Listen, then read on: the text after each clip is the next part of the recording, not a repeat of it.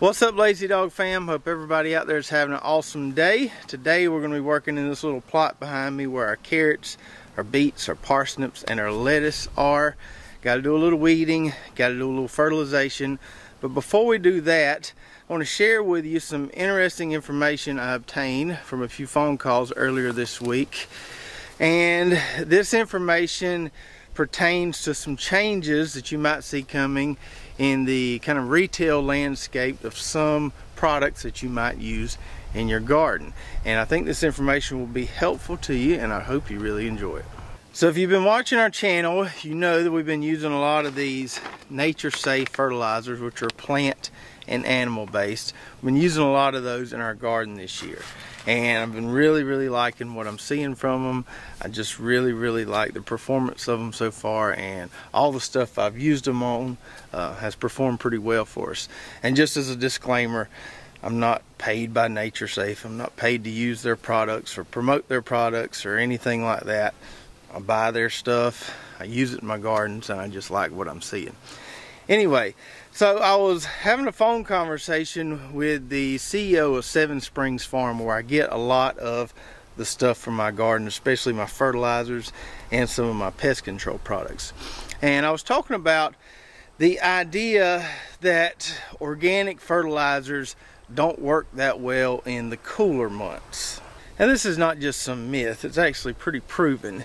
In the cooler months, where we don't have as high soil temps as we have in the spring and summer months, we don't have as much heat in the soil. Heat facilitates reactions, it makes enzymes work faster, so they're breaking down those organic compounds so they can then be available to the plant. The microbial activity is also somewhat reduced in the cooler months as opposed to warmer months, so that's why organic fertilizers are said to be slower in the winter time as opposed to the spring and summer months. And some organic farmers have noted struggles keeping their plants fed in the cooler months because they can't get these things to break down fast enough. As a result, you have to really plan ahead and make sure you have some kind of continual soil fertility there, because you're not going to be able to really count on that much of a quick shot from some of these organic fertilizers, because it's taking them a lot longer to break down in the cooler months. So that makes sense, right? Less heat, slower reactions, and so we get a slower response from fertilizers like this. However, I haven't been seeing that much of a difference down here. Now, I don't know if it's because down here it doesn't get that cold and we get these streaks like we're going to have for the next week and a half where it's hitting 75 during the day. Maybe down here it isn't as much of a factor as it would be somewhere a little north of here, but I haven't seen any issues with sluggishness of the plants responding to the fertilizer or the fertilizer being too slow to feed the plants so far. So let's take this Napa cabbage or Chinese cabbage here, for example. This was given some NatureSafe 855 at planting or at transplanting, and then side dressed with some NatureSafe 1300, and this stuff is just as happy and green as it can be. And one of the reasons for that is that this stuff does have a little bit of ammonia based nitrogen in it, so it has some available nitrogen that the plants can get really quickly. The rest of the nitrogen in here has to be broken down into smaller forms before the plant can absorb it. But anyway, back to the conversation I was having with the guy at Seven Springs. I'm just not seeing that slow delivery that is usually predicted with organic fertilizers in the cooler months since I've been using this NatureSafe stuff here. And then he shared some really interesting information about the cost of fertilizer and how they were seeing some significant increases in fertilizer costs that were likely going to be, trickled down to the consumer, which you may see coming soon. You may see some fertilizer prices increasing pretty drastically. So he was talking specifically about Chilean nitrate, which is a great nitrogen source to use in the warmer months and in the winter months. It's traditionally faster than this NatureSafe here, and per pound of nitrogen, Chilean nitrate has always been kind of the cheapest organic nitrogen source for organic farmers. Now, you don't want to use too much of it because you do get some salt accumulation in your soils, but it's always been kind of known as the cheapest, most effective nitrogen source for organic farming. However, recently he was telling me the prices of that stuff has tripled or more, and it's really going up and doesn't show any signs of stopping. And that they're seeing a lot of farmers who are transitioning now to more of this plant and animal based fertilizer, because now there's really not any price difference. Before, the Chilean nitrate was a cheaper source of nitrogen. Now that the price has gone up so much, a lot of them are transitioning to the plant and animal based stuff because it's either cheaper or there's not much difference in the price. So I guess the big question is, how much will this price increase at the wholesale or distributor level trickle down to the end consumer? Will the wholesalers and distributors eat some of those price increases, or will they pass them all along to the end consumer? I don't know the answer to that question. We'll just have to see. But I just wanted to make you aware that if you haven't already, you probably will see some price increases coming with that stuff down the road, if they haven't happened already, and it may force you to change the way you feed your garden. It may not become cost effective to, purchase some of those fertilizers anymore. You may go to a plant or animal based fertilizer like the Nature Safe, or you may find more sustainable ways around your homestead of feeding your plants, whether that be with animal manure, making your own compost, whatever that may be. So after me and this guy were talking about some of these fertilizer prices kind of skyrocketing, it kind of got me interested to do my own research online and kind of see why the prices are going up so much. Obviously, we know the prices of everything are increasing, but there are specific reasons why certain industries are seeing really big price hikes. As far as the fertilizers go, one main reason is the cost of natural gas. So natural gas costs are going up. Natural gas is used to make a lot of these synthetic fertilizers, and so natural gas goes up, the fertilizers go up too. The second reason, Hurricane Ida had a big impact on the fertilizer industry. I was not aware, but evidently a lot of chemical plants are located along the Gulf Coast there where Hurricane Ida hit really hard, and so it shut down a lot of those plants. As a result, you got much more demand than you have supply, and so the prices go up. The third reason I read has to do with China, our dear friend China. Because supply is low, China is not exporting a lot of fertilizer products over here. They're kind of holding on to what they got. As a result, we don't have much over here, and what we do have is pretty expensive. And the fourth reason I read, and I'm sure there might be plenty more, but these were just kind of the four biggies I found online, is the fact that corn and soybean prices are really high right now. So a lot of commercial farmers want to take advantage of those high prices and grow a ton of corn and soybeans.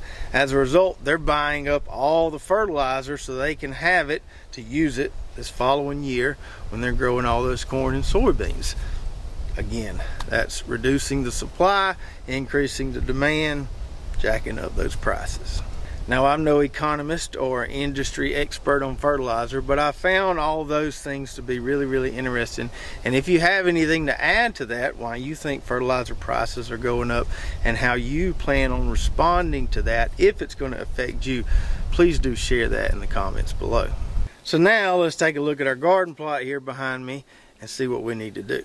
So the last time we were in this plot, we were doing a little light cultivation with our single tine cultivator and the wheel hoe, kind of take care of some weeds we had popping up there, kind of do some preventative weeding between those double rows so that nothing grows up between there until the plant foliage kind of shades out that gap. And that one weeding was pretty effective. We're going to do another little pass today just to make sure nothing is thriving in there that we don't want to be thriving. We got our carrots there. Our parsnips are looking better. I just didn't plant them as thick as I needed to. I got thrown off by the seeds being so much bigger than carrot seeds, but I should have just planted them as thick as I do the carrots and the beets. Oh well, lesson learned. Had a little bit of frost damage on the beets, but not a lot. We can see a little bit of that right here. We can see a little bit of burn there, but it didn't kill them. and they're doing just fine. I found that with beets, if you can just keep the ground moist when you're having a frost, they'll go through it just fine. So I just try to run that drip tape several hours the night before we're going to get a frost, and they'll be fine. And then we've got our beautiful lettuce here. We've been eating salads every night this week, and really enjoying that Tropicana leaf lettuce there. The Sparks romaine here looks awesome. This stuff is just green and delicious, and we didn't really feed this stuff anything except putting that 855 down at pre-plant. From my experiences, that is all you need to grow some good looking lettuce like this. We haven't fertilized it any except for that we did at pre-planting. So here's our plan. I'm going to take my single tine cultivator, and I'm going to go through those carrots and those parsnips, those rows that haven't completely fully enveloped and covered that gap between the double row. I don't have anything to worry about on the beets. They've covered the gap. The lettuce covered the gap really early. So I'm going to go through there one more time on those other rows with a single tine, make sure nothing is popping up in there causing us some issues down the road, because once those carrots get really thick in there, it's tough to get in there and pull weeds without removing a bunch of carrots. And then I'm going to side dress the carrots, the parsnips, and the beets. No need to fertilize that lettuce anymore. We're eating it right now. It's harvest time for it. We're going to fertilize the carrots, beets, parsnips. I'm just going to side dress those. Then I'm going to go through there with the double wheel hoe and the cultivator teeth this time. That'll flip over any weeds we have left in there, and also mix in that fertilizer into the soil right there alongside those plant rows. So what are we going to be feeding these guys? Well, that leads me into the second interesting phone conversation I had. Before I talk about that, upon the request of several of our viewers and subscribers, I did put a blog on our website at lazydogfarm.com, kind of mapping out my different fertilizer plans, fertilization plans for the fall and winter garden this year, or going into early next year as well. And I tried to break them up into the little, 3 different regimes we're using there. You can go on our website, find that. I don't think it's the most recent blog I've written, but I think it's maybe the second one to the most recent one. You'll find it pretty easily. I think it's called Fall Fertilization Schedule or something like that. Anyway, so I was also on the phone with the Nature Safe rep for this area, for kind of the southeastern US, a guy named Andrew, doesn't live too far from here, and we were talking about the Nature Safe stuff I've been using, and I was asking him if there were any other formulations, any other products that they have that he would recommend me trying. Their most popular products are the 855, which we use a lot, the 1300, which we use a lot, the 777, which is that water soluble corn steep liquor. That's kind of their 3 main ones they promote. But they have several other kind of specialty formulations of N, P, and K that I think are used in really specific instances for certain crops that have really specific needs. So we were talking about carrots, and he mentioned that there's a big carrot farm in North Florida, not too far from us here, that uses a lot of the Nature Safe products growing organic carrots. He said they use a liquid version of the 777, and then they add or side dress with a 10-2-8. So Nature Safe makes a 10-2-8 that's pelleted, looks just like this, and they feed that to those carrot plants to give them some extra potassium. And I thought that was interesting, understanding what some of these bigger farmers are doing, using this stuff to grow their carrots. And I did a little research on this company, and evidently they're the biggest carrot producer in the country. They have operations in California, all over the place, and this one in North Florida. So we know that root crops like potatoes, carrots, things that grow kind of under the ground like that, need some extra phosphorus and potassium, as opposed to just a bunch of nitrogen like we give, cabbage or corn or something like that. But for us backyard gardeners that are on a relatively small scale, it's not always the most feasible thing to have all these different specific fertilizers for specific crops like the commercial guys do. Obviously they're on a larger scale. It makes sense for them to do that. For us, we try to just have a couple different ones we use. And so with carrots kind of my plan is, let's just not load them up with too much nitrogen.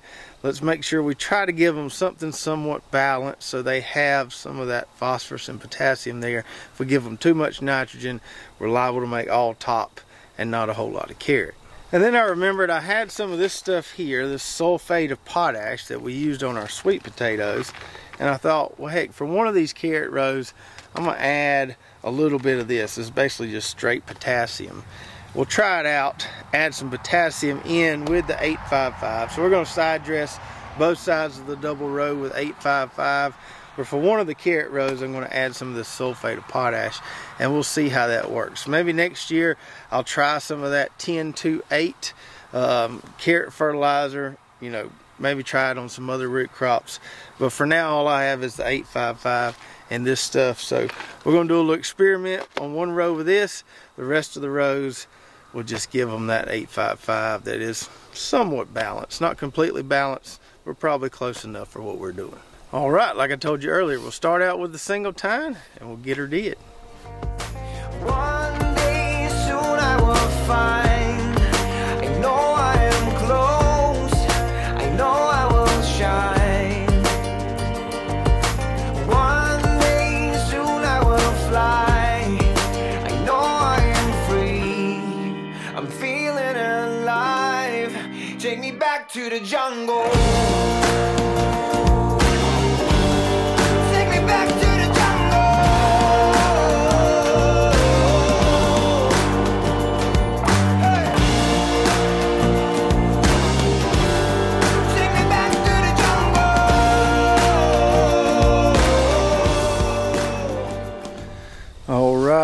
All right.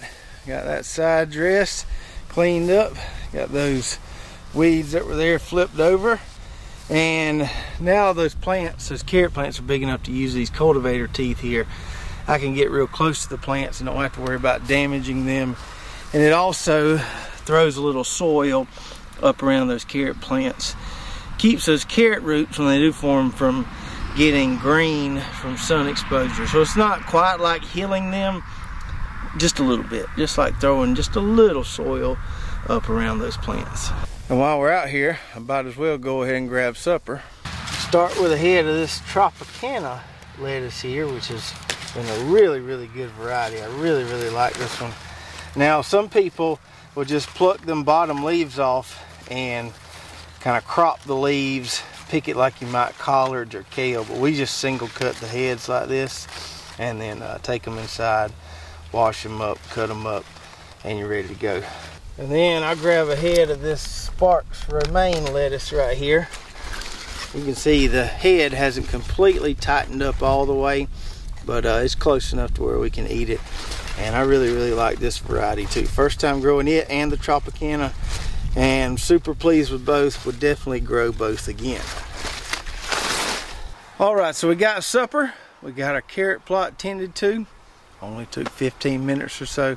Like I've told you before, usually only 15 to 20 minutes of maintenance per week in these plots during the fall and winter months when things aren't growing as fast. Those 15-20 minutes a week is usually plenty sufficient just to keep everything nice and clean and growing well. One side note I should mention on that fertilization schedule / regime, whatever you want to call it, on our website, I didn't put the whole sulfate of potash piece on there because that's just kind of an experimental thing we're doing in one row. We'll see how it works, but you won't find that on that schedule. You'll just see kind of the basic 855 usage information there.